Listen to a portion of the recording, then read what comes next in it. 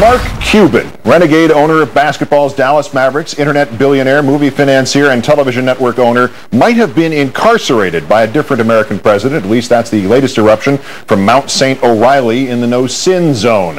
Our third story in the countdown, is Billow implying Cuban should be locked up for backing Brian De Palma's film Redacted, or is he implying it because Cuban had the nerve to criticize O'Reilly? Mark Cuban gives us his reaction and his dramatic challenge to Billow presently, and we'll give you a little explanation, courtesy another countdown translation of O'Reilly's cocktail courage and dinner table heroism. First, the background. Redacted, a fictionalizing of events that have occurred in Iraq. It's done in video blog style, almost recreating image for image that which has been recorded by U.S. troops in Iraq, including the horror of IEDs, of madmen willing to behead captive Americans, and of the infamous attack on a 14-year-old girl and then the murder of her family by troops. And Mark Cuban, he went from a fan who sold garbage bags to make enough money to afford a pair of basketball shoes, a guy who used to skimp on dinner so he would be able to buy a ticket in the cheap seats at the Dallas Mavericks games, to owner of the franchise, all because he used his computer geek skills to create micro solutions, which he sold in 1990 for $6 million.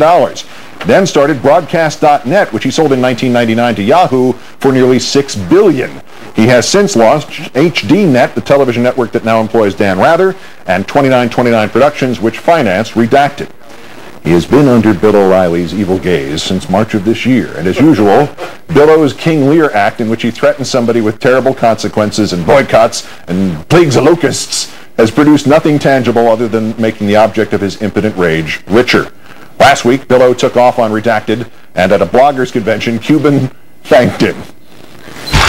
Well, this guy's never seen the movie, but he's out there threatening me. Mark Cuban, if you release this movie, I'm coming after you. Like, I'm really hard to find, Bill, right? You know?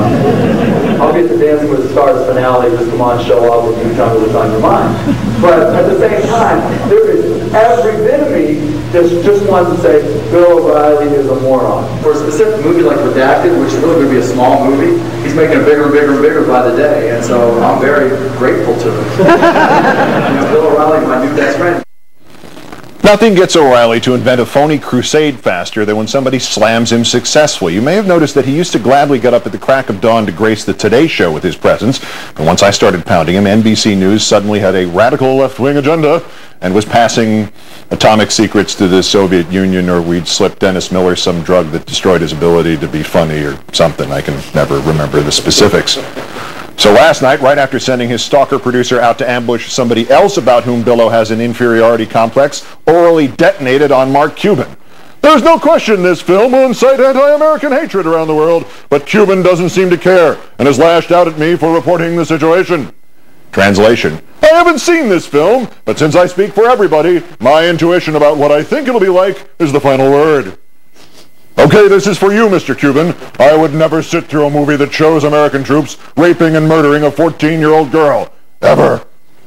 Even if it happened in real life. This is like the conservative complaint about the Democrats, that they're angrier about Bush's reaction to Iran than they are about Iran itself. The rape?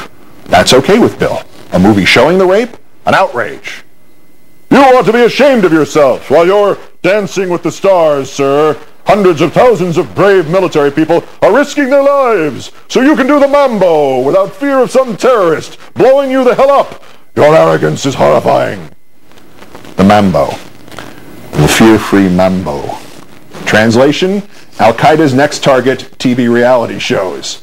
Incidentally, this is why you don't waterboard or otherwise torture detainees, because as stupid as this sounds, if Khalid Sheikh Mohammed or that clown Alibi had actually said, "We want to hit live unscripted television shows," George Bush would have invaded CBS Television City.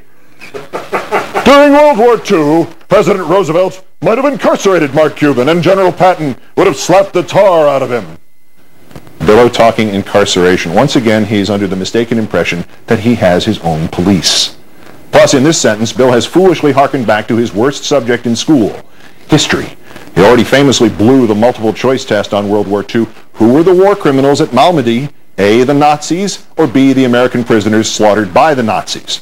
This time he seems to have forgotten that FDR didn't simply incarcerate media figures during the war, and that when General Patton slapped a wounded soldier for not standing at attention, Patton lost his command.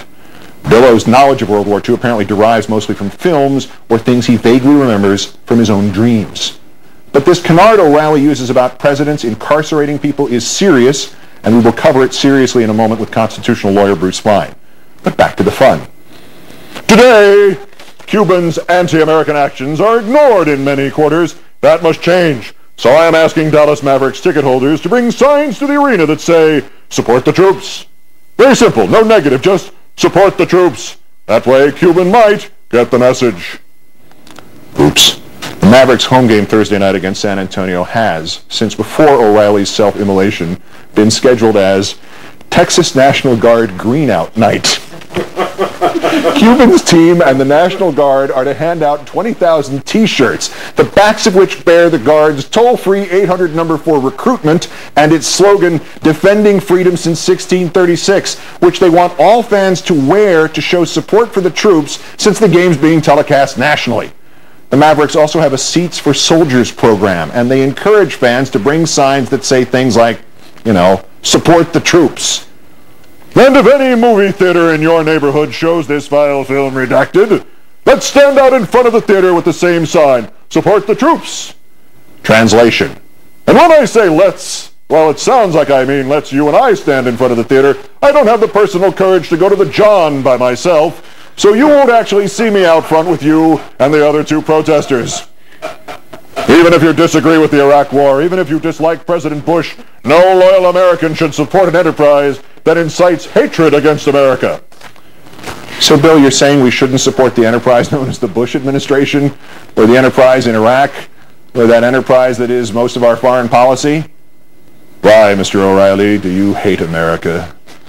Most fascinating of all of this, Mark Cuban's response and his challenge to Bill O. next on Countdown.